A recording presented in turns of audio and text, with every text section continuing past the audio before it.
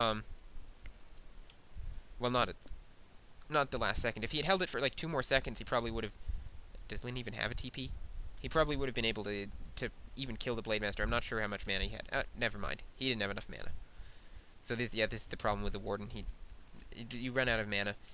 And he's building his Tree of Life. He's building it to the south. There are many places you can build that Tree of Life. This is one good one because the Orc is less likely to scout it. A lot of players don't know to scout down there. And this strategy is rather dependent on the expo. So, Hot's concern is to make sure that expo goes up. By spreading his buildings all the way across the map, he's made the Blade Master basically has to run back and forth to see what's going on because he knows the Night Elf army could be anywhere. This takes some of the pressure off. This is a good reason to build your buildings across the map. Meanwhile, Hot tries to apply some of his own pressure by going in to Lin's base, trying to cancel tier 2 buildings or hurt burrows, because he wants to keep Lin's attention away from his expansion, which is going up and is very vulnerable, as you can see down here. If Lin brought his Blade Master and a Grunt or whatever there, Expo would just basically have to be cancelled. So, you also can't afford for the Orc to expand, so here Hot manages to get the burrow. And this is just straightforward battling, Shadow Strike the Blade Master because there are no Grunts in the area. Lin appears to have left his Grunts at the tavern. I'm not sure why. Maybe that is a mistake. He's getting a Tauren Chieftain because he has noticed that there's no Hunter's Hall. But notice that he had to go up and down the whole row to see that there was no Hunter's Hall. So, an Ancient of Wind is going up. Now, one interesting question is, should you go... sorry about the misclicks there. Should you go Bears? Or should you go Talons? Personally, I think in this strategy it makes some sense to go Talons because you're going to be doing some pushing, and Talons are very good against those burrows. You can get them out earlier. Let me just a second. I have notes again. I have to scroll. If you go Bears, it takes you longer to get them out. They're probably better in the long run, but you may not have that kind of time because the Orc can apply some heavy pressure in the game that I'm not commentating here, but I'll put a link to the replay for those of you who can watch those. It's another game with Hot going Warden against Grubby, and Grubby, being Grubby, decides that he'll go Mass Raiders. Hot has a really hard time against this, and does manage to win the game, but it's a hard fight, for a hard and quite long fight. I advise watching it. It's a very instructive replay on how to beat Raiders, and basically what you can do is build. Okay, so here's your Tree of Life, right? Or your main tree.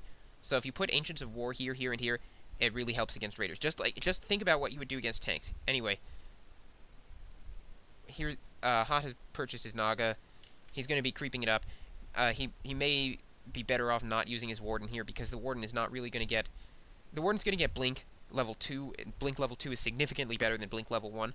So Warden, one of the heroes who gains the most from being level 4 rather than level 3, but still, I think the Warden should be backing off and letting the Naga do the creeping here.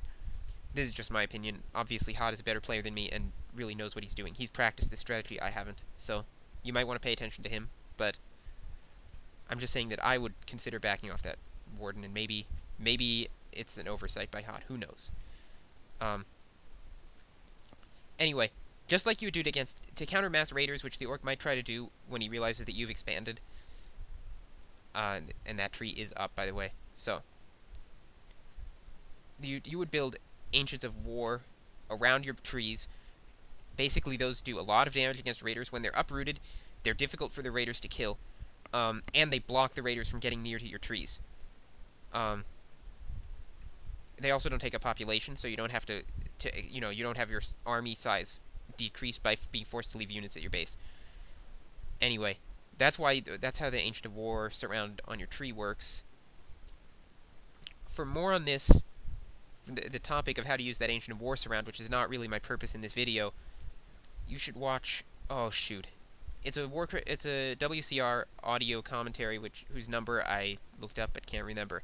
It's by Balance, fairly old, and by the way, here Hot is forced to TP because he sees that the Orc just has a very big army, much more than he was prepared to deal with, and that he wasn't going to get anything out of that fight. He was in poor position. He was going to be flanked. So he just TPs out. Good choice. Not much. I mean, he's got an expo up. He can afford to use TPs somewhat freely in that situation. Right now, notice that he's at 60 of 70 food, so he's pushing quickly into low upkeep by getting mercs, and he has a lot of mercs in his army. That's because he doesn't want to rely solely on talons. He knows that the orc has gotten Torn Chieftain. He knows that with the Warden instead of the Demon Hunter, he's not going to be able to burn the Torn Chieftain. I'm not sure how he sees this. I think he has a sentry ward there. Yes, he does have a sentry ward. And so he's being able to effectively harass that Blade Master, which is very useful. And now Blink, good use of Blink to get in like 3 extra hits. Blade Master the Spirit Link is forced there, otherwise the Blade Master dies.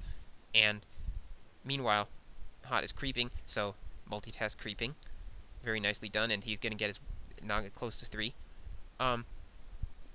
Anyway, audio commentary on how to use Ancient of War against tanks. It works exactly the same way against raiders, basically. All you have to do is watch Balance's audio commentary on... It's a 59-minute game on Lost Temple. I can't remember the number.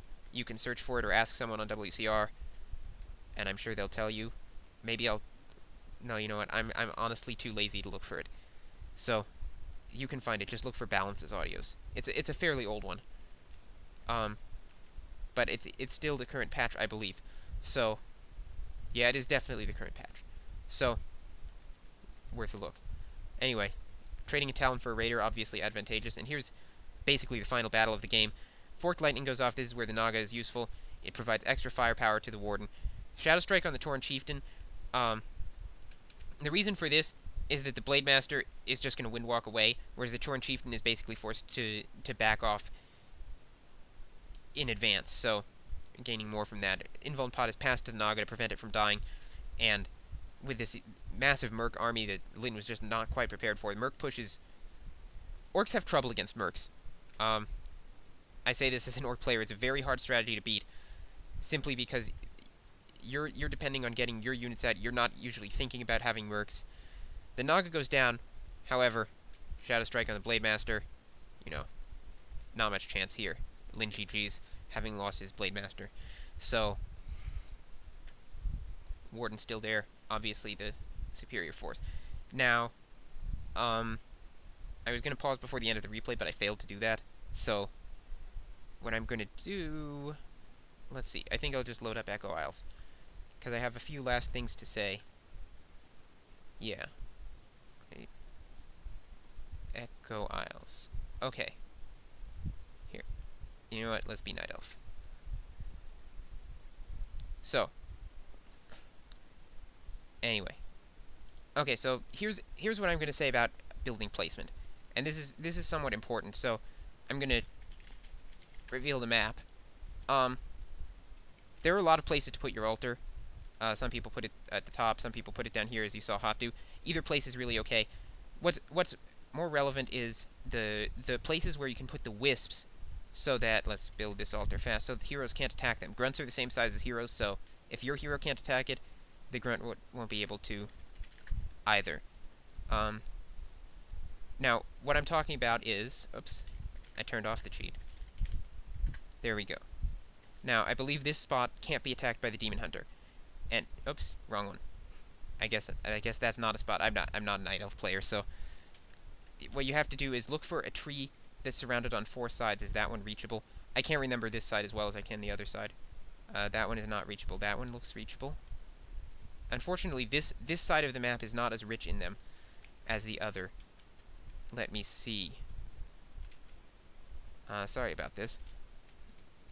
They're a little harder than to find on this side. They're pretty obvious on the other, but this one has that sort of fake one, and I'm confused. Basically, look for a tree that's surrounded on 4 sides.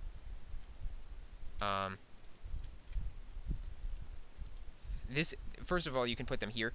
This is a little risky because obviously the creeps could go for them at any moment, but these 2 trees are totally unreachable by basically anything, as they're blocked by the torch. As you can see, I can't attack that wisp.